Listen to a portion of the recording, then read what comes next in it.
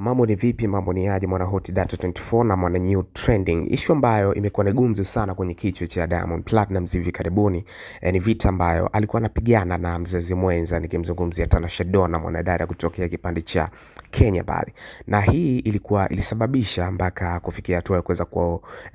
Tanasha Donna kumunfollow Diamond Platnumz kwenye page ya Instagram, lakini pia kumunfollow pia kwa kutumia page ya mtoto wake ambaye anaitwa Nasib Junior, ambaye aliweza kumpata kipindi cha nyuma ambacho alikuwa wana mahusiano. So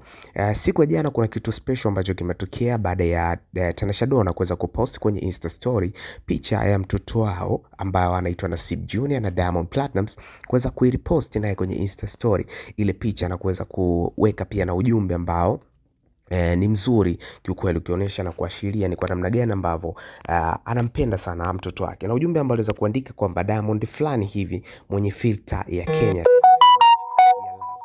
Inamaanisha kwamba ni kwa namna gani ambavyo huyu mtoto amekuwa akimpenda sana na akimkubali, na tumekuwa tukiona mapokezi makubwa ambayo anayapata pindi ambapo anakuwa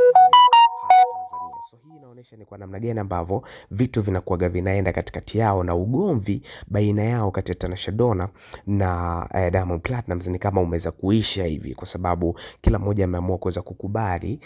kukubaliana na namna ya kuweza kuishi na vitu kama hivyo, kwa sababu sababu ya nyuma inaonekana kama vile Tanasha Donna alikuwa anataka kurudi kwa Diamond Platnumz kuweza kuendelea kumlea mtoto wao kwa ukaribu, na Diamond Platnumz kashaoa mtu mwingine ambaye ni Zuchu. So kuna contradiction fulani ziweza kutokea hapo katikati.